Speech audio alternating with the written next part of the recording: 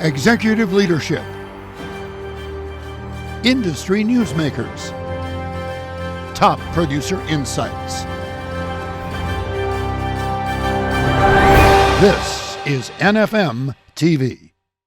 Welcome into NFM TV. I'm your host, Greg Scher. It is Top Producer Series time for the month of December. We've had 11 incredible segments, chock-filled with great information for originators, and we round out the year with one of our own, Craig Cam, who is a branch manager for NFM Lending out of the Columbia and Bethesda area. Craig, thanks for being with us. Thanks for having me, Craig. Bring it up here. Give me a handshake, buddy. What a year it's been for pretty much everyone out there in the mortgage business. But you are very consistent year over year. This year, $60 million in personal production is what you're putting up.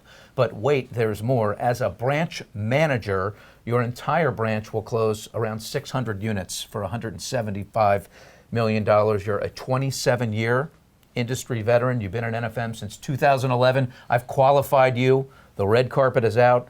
Tell us, Craig, how in the world do you pull such big numbers while managing such a successful branch? Well, I'd like to say first that this year has definitely been amazing. We've had an incredible year. Nobody could really have anticipated the amount of loans that we were going to do. It's just incredible. As far as process, doing that many loans is really all about execution. It's about taking the customers in. It's about making sure that you have a very solid plan with what you're going to do with them, making sure you have milestones that you're going to hit, and make sure that your team is really involved in every step so that you can make sure people close on time and just do it in a professional way. All right, so let's peel some of that back now. Let's just talk about your personal production, $60 million in 2019. What does your team look like as we peel back the layers here? How many people are on it? What are their functions? So not including processing, I have 3 people on my team. I have a person that will initially take customers' information, that will help just explain to them the process and make sure we really understand their goals. The second step would be really collecting their documents, analyzing their documents, and then making sure that they actually qualify for a loan. And then the last person I have is somebody that just goes contract to close. And she's just dedicated after the contract comes in to make sure they close on time. I would like to add that in all those steps, I'm pretty heavily involved.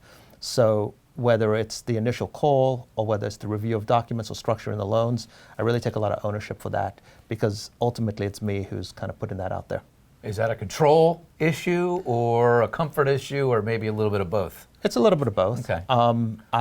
At the end of the day, whatever goes out the front door, my name's on. Yeah. So I got to have some ownership of that, and people can help me through the process, but I really have to feel comfortable what we're putting out there. So is it safe to say you talk to every single customer that gets through your pipeline and closed? I would say that at some point I do. I like to have an initial phone call with the people because it really does give me a clear understanding of what they're trying to achieve.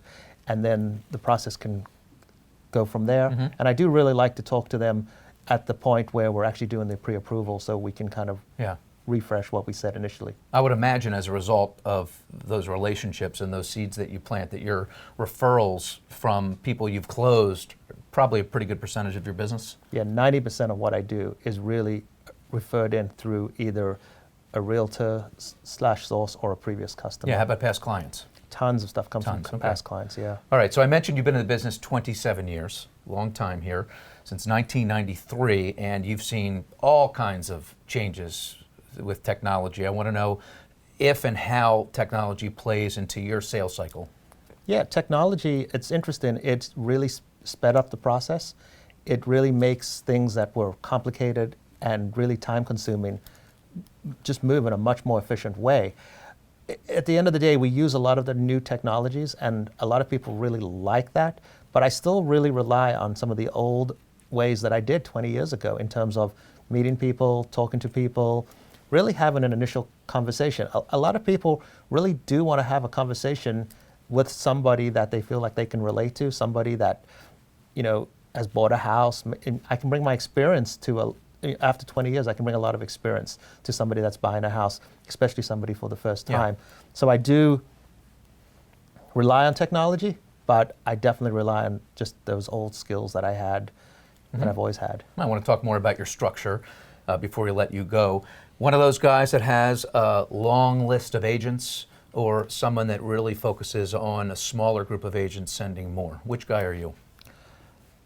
I'm really in the middle. I deal with some people that send me a lot of business, and then over the years, there's a lot of people that I'm just their go-to person, but they might not do a lot of transactions, but they remember me, and they come back to me. So it's a real mix. But every month, I definitely close a lot of deals with people that I've closed deals with the previous month or the month before that. But that mixed in there is those agents that do a couple deals a year. I think people just want to be able to go to somebody that they can really rely on and rely on the process. Yeah. How deep do you go with your agents in terms of relationships? Some people like to go on vacations and elaborate dinners. Are you that guy or not sometimes that guy? I am. Yeah. The truth of it is I think I have a natural curiosity about people and their lives and what they're doing. So I'm interested in what they have to say, and I'm interested in their just general, what's going on in their life. Yeah. And I think that comes through, and I'm not putting that, I really am interested. So I feel that people relate to that. Yeah, some people get into the business later in life. Very few people get into the mortgage business right out of college. You're the exception, right? You got right into the business, Yeah. pretty much out of school. How did it happen? Tell us how you fell into this business, and here we are 27 years later. It just really happened by accident. I met a guy. I've heard that before. Yeah, I met a guy that was in the mortgage business. He looked like he was doing really well. I asked him what he did, and it didn't seem that complicated to me.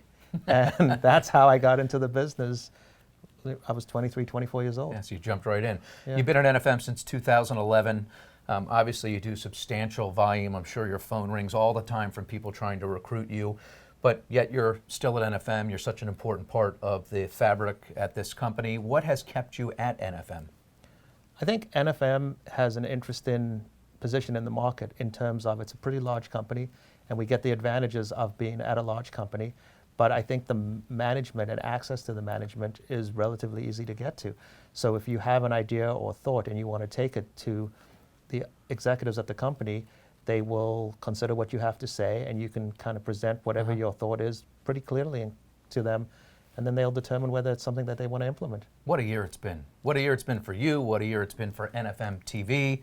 And we round out our top producer series with Craig Cam, and a big, big thank you to you and continued success. We can't wait to see what you do in 2020. Thank you, Greg. It really has been an amazing year. All right, that's Craig Cam. I am Greg Scher from NFM TV. This rounds out an incredible year of top producers. We'll be back in 2020 with more. Happy holidays to you and yours. We'll see you then.